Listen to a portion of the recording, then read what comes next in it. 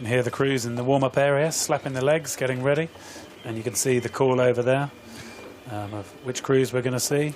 Poland on the outside lane, the world silver medalist, surprise. People's Republic of China, Netherlands, Ukraine, Germany, and another Australian crew. Here are the world silver medalists from Poland: Kobus, Jakowska, Wilko, Springboard, and Zielman. Two of the crew that took a bronze medal in Rio. The Chinese, Zhang Ling, furthest away from you, Wang Yuwei, Li Yuang, and Qiao Xiaolong in the stroke seat. Kui just 23 years of age, and Zhang's only 21, so it's a really young crew. Laser Shaynard in the bow seat has come in from the double that won in Belgrade 3 weeks ago to strengthen the Dutch quad, together with Olivia van Rooyen, Sophie Suhr, and Nicole Boykers in the stroke seat. That was the crew that won in Belgrade. They're up against the Ukrainians next to them, had a very good time trial. And in the 3-seat, Anastasia Kozenkova was Olympic champion in this event back in 2012 in London. There's the German crew, the oldest, furthest away from you, Marie-Catherine Arnold, up in the bows, 26-year-old Carlotta Nordjaja, Francesca Natman, and Frida Harmeling. Those two just 21 years of age in the stern. And on the outside of your picture, another Australian crew. Jen Horton on the right of your picture from Sydney University Boat Club, Kat Cronin, Marina Meredith, and Olympia Aldersey, the South Australian, in the stroke seat. And we see the Dutch crew here. They had a great time in Belgrade, all of the crews from the Netherlands. Looking to try and repeat the same sort of performance here. This crew were winners there. And I know the Dutch team have high hopes for what they can do. Up against the Ukrainian crew, 4th in Rio with this lineup, but didn't really deliver much in 2017. Seeing if they can return in 2018 with the strong performances we know they're capable of. Ukraine, Germany, Australia. Attention. Early move from the Ukrainians, just getting a couple of centimetres on the first stroke. And that'll be good for the Ukrainians. There's a lot of strength and power. They're huge, strong athletes in that Ukrainian crew that we're closing in on now. But will this smaller, hopefully more technically efficient, I guess they need to be, if they're going to keep pace, Dutch crew be able to stay with that pace early on from the Ukrainian crew. Yeah, you've got the tall woman, Olena Buriak, in the 2 seats, 1.93 m, that's 6'4" and she's a powerhouse, this woman, and you know, probably that was her really shoving the legs down, getting that lead. But it's the Dutch that moved out. Bow number 3 of the Dutch crew, the yellow shirts, World Cup leader, and the distinctive orange vest. There's the Chinese crew, and we talked about they were in the semi-final yesterday. Qiujia Tong in the stroke seat, 23-year-olds, who's closest to you, and Steve Redgrave, who's their performance director, sees a touch of the Kath Grangers, the 5 times British Olympic medalist and Olympic champion in London 2012, in that woman, and that is some pedigree if she's going to live up to that. Yeah, we were impressed with the Chinese crew yesterday. We've seen the Coxless 4 do well already this morning, and let's not rule out this German quad. So the German quad qualified yesterday through the repechage. Germany, Australia, China and Poland came through the repechage, and it was the Ukraine and the Dutch who won the time trial heats on Friday. In the stroke seat, Frida Hammerling from Motorgesellschaft Germania Kiel, just 21 years of age. She was in the women's quad that came 4th last year, so she's experienced in this boat type. It's a relatively young stern pair in that German crew, and just trying to make the combination work and see what they've got, because they've got so much pedigree in the quad. And I think it's a great performance so far by this German boat in lane 5, keeping up with the pace. Yeah, we've said that German sculling has really sort of taken a while to come of age since they won that gold medal in Rio. They had to rebuild their team. There are the Dutch, the race leaders. Closest to you in the stroke seat, Nicole Boykers from Njord, up there. Rowing club in the north of the Netherlands. Sophie Sal from Gias, Olivia van Rooyen from Neerhaus, that club in Amsterdam, and Scheenaard from Theta Eindhoven club.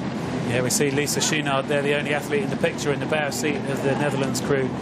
She's been used to spending time in the single, in the double, now in the bow seat of the quad single. She can just bring something extra to this Dutch quad to make them assured of this gold medal position. But as we're seeing, the race is still very, very tight. I think the Chinese crew still doing a good job up there in lane 2. The Polish up there in lane 1 as well. Still very hard to call this. This is a fantastic race. 1, 2, 3, 4, 5 crews right in the picture as they go through the 1,000 metres. You can look at it. It's too close to call between Holland and Ukraine. Australia right in there. They were just out of the camera shot when we were counting through, but there's less than 3 seconds between all 6 crews at the halfway point. We often say this is where the race begins, and you can see the big Ukrainian Olena Buriak. She's so tall. In front of her, Anastasia Kozetkova, and then Yevgenia Dovko really powering through. This is where they want to do damage. And this is where the Ukrainians want to show the world that they are back in women's quad sculling as a force to be reckoned with. Well, you can see the strength and power in that Ukrainian crew, and now they're just turning it on in this third quarter. The Dutch crew had a small lead, but they weren't able to move on. Now it'll be demoralising for them to notice and feel this Ukrainian crew just easing out on them as they take their little look to the right and say, yes, this move is working. Yeah, the average age of this Ukrainian crew is probably the oldest in this race, 26, 30, 32 and 25. And got that experience of a London Olympic champion in that boat. There aren't many athletes at this event who rode in the London Olympics. They're slowly disappearing, but that is one of them. Germany are having a fantastic scull. That is going to please their coach, Maciej Witkowski, the Polish coach that Germany poached from Poland to rejuvenate German women's sculling as they come up to the third mark in this race, and we go into the last quarter. Yeah, I think it's a great move from the German quad here that I think the Ukrainian crew went early. Look how the Germans have now taken this on. Let's not rule out the Australians either. They're just out of our picture, but they're in lane 6 and they're moving well. Well, Greg, we talked about would the German men's A have a bounce from the German result in the Football World Cup where they beat Sweden last night. What about these women? Do you think they watched the match as well and they might be feeling if the German World Cup team can do it, so could we, because this is an amazing performance. Well, I think what we need to know is it's not over till it's over, and this German crew really are making their move strongly. We saw the Dutch showing at first, they're faded. I can't see them coming back. Ukrainians played their hand. Now the German crew look like they should have it now for the last 300 metres, because we're all lifting it in towards the final straights of the race. The Australians at the bottom of the pitch, I think, can still force themselves into the medal race, but look at the Chinese also coming up and pushing for a medal. It's China level with the Netherlands. In fact, I think China might just be heading the Netherlands, but it's Germany in first place. Then it's the crew from Ukraine. They're in second. China have got that bronze medal by just 20 centimetres. Australia charging hard on this near side. You can see the bows on the left of the screen. So here we're seeing at this race, I think the Australians are in this race too. You see it, boat number 6 for the medals. The Chinese crew sprinting so well. The Ukraine trying to hang on, and the Australians coming back strongly as we come to the last strokes of the race. The Germans have got it for the gold medal, that is for sure. The bronze we're going to have to wait till we come right down to the line. Germany take the gold. What a fantastic scull. China, I think, take a silver medal, or was it Australia? I think they got a bronze medal. Maybe Ukraine and the Netherlands rode out of it. China definitely sewing silver medal. Look at the Germans, ecstatic. That is a sensational result for the Germans. They had a good result.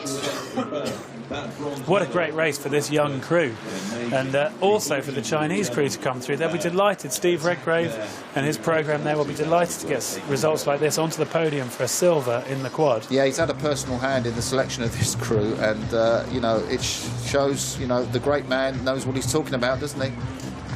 Well, he certainly seems to. There's a real step on here from the Chinese team. That's a fantastic result, as the others are waiting for this result. And it looks like it is the Australians, who we couldn't count out in lane 6.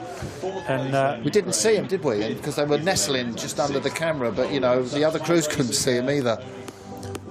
No, Olympia Aldersay in the stroke seats.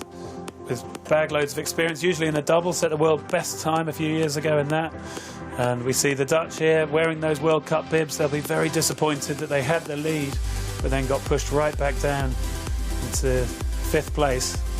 And the Germans, who rode such a great race, such a great second half, as we see a lovely fish jumping. That's a great shot, isn't it? Somewhere down the course. The experienced Ukrainians led through the middle. Thought this was going to be their day. They jumped out as well in the middle of the race, took the lead in that 3rd quarter, but they couldn't hold it as the Germans just powered on through. It's clear water, that is. That's clear water. What are they doing clear water up in this event? I can't believe it. Carlotta Nadache, arms up in the air. Absolutely delighted, as she should be. And Frida Hammerling, the stroke woman, celebrates when she realises the margin of victory. And you can see there, over a length, 2.86 seconds over China. Australia in 3rd.